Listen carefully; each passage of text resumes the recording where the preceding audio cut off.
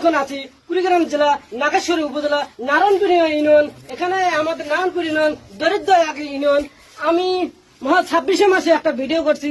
Already Facebook company, আমাদের এই company Facebook company এটা ভাইরাল করে দিয়েছে, অটোমেটিক এটা ভাইরাল করে দিয়েছে। আমি মোহাম্মদ তাজু ভাই 2.0 অলরেডি এখন পুরো বাংলাদেশে এখন ভাইরাল। আবারও আমার নারায়ণপুর যেহেতুগুলো দোকান আছে ইউনিয়নে, এগুলো প্রতিটা হোটেলে আমি তদন্ত নিতেছি আসলে কোন রেটে আজকে বিক্রি করা হচ্ছে। 26 মাসের স্বাধীনতা রেটে, সরকারি রেটে কোন রেটে বিক্রি করতেছে আসলে আবার আমি দাম জিজ্ঞেস করবো এখানে। আসসালামু আলাইকুম। ওয়ালাইকুম আসসালাম। আপনি ভালো আছেন? আলহামদুলিল্লাহ। আপনি 26 মাসের উপলক্ষে যে জিলেপিটা রেটে বিক্রি করছেন, আপনি আজকে কোন রেটে বিক্রি করতেছেন একটু জানাবেন একটু। আগে রেটে ছিল, আগে আজকে একটু 10 টাকা কমছে।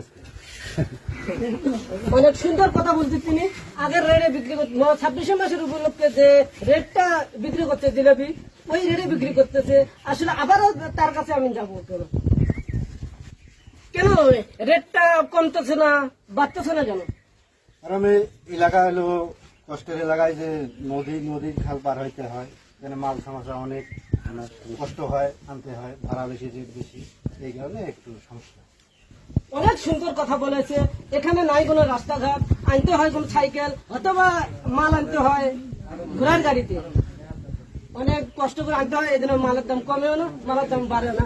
আবার প্রশ্ন করবো, আপনি চিনি, ময়দা ইত্যাদি মিত্যাদি এগুলো কোথা থেকে আনেন?